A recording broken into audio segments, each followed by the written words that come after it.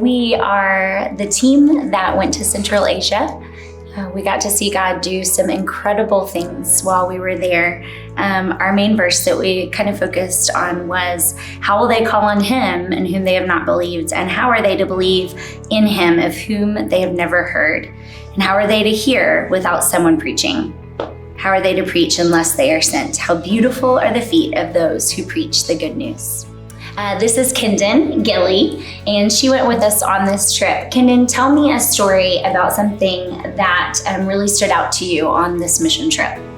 I really liked we got to go to a water park one day with all of the workers' kids, and it was really fun getting to connect with all of them and talk to them and meet with them on a more personal level, and just get to spend a day with them was really fun and really encouraging for us, for me as well.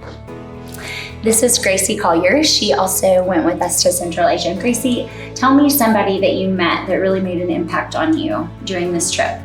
Yeah, so I actually met one of the local believers, and her faith drove her to start working with all of the workers over there and helping them maintain clean water projects at all of these different villages. But what was really cool is she had actually practiced English for about, she said, like 11 years, which is crazy. And so she was so invested in these conversations that we were having on our way to one of the villages, telling me about what the Lord is doing in her family and what the Lord is doing in her kids' lives, and how she has seen the Lord move in mighty, mighty ways as she has lived out her faith.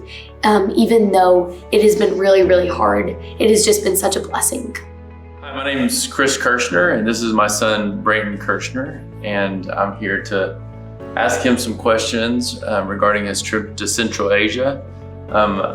Actually, a few years ago, I went on this same trip, and so one of the first things I told him when he left was, make sure you're looking at and seeing how God is moving in this country. Is there anything special on the trip that God did? Like, I know you're thankful for going and stuff, but is there something special that you saw him do? I think a big thing God did on the trip was I saw people who were local believers there who had converted from Islam to Christianity, and it was powerful to hear their testimonies and see how, even though it's not easy to be a Christian in Central Asia, that, you know, with God's strength, they powered through and they're really thriving there, even though their whole family may be against them. They're just doing their best as they can. These gorgeous, gorgeous gardens, like we got to say just prayers over the footsteps that are going to be walking there in later days, or the people we can see around, or even there were plenty of playgrounds. And so we got to pray over the kids that were going to be playing on them. Like, Lord, show yourself to them and help them to realize the weight of their sin, but the goodness and redemption that they can find in you because of your love and the sacrifice that your son had made.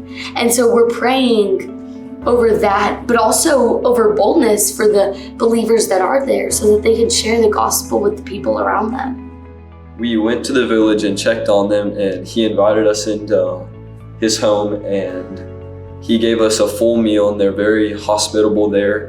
And he's not a believer, but we made sure to tell him that, you know, God loved him, and it's great how much love God has for us. And he didn't necessarily accept it, but they definitely been, you know, sort of telling him that for a while. So they're just hoping that a seed has been planted and they're just nurturing that. Kendon, as people are watching this video, and want to know how can they be praying for the people of Central Asia? What can they do while they're here in the U.S.? I think two things come to mind, and that question first is for non-believers in that area, for their hearts to be softened and their eyes to be open, and to the good news that the workers have for them. And second is for encouragement for the workers not to lose hope, because especially in this area is very, very slow progress. Like, some of these villages they've been going to for years and years and seeing almost no fruit. And I pray that for y'all to pray for encouragement for them and to just not lose heart and remember the goal that they have as workers there.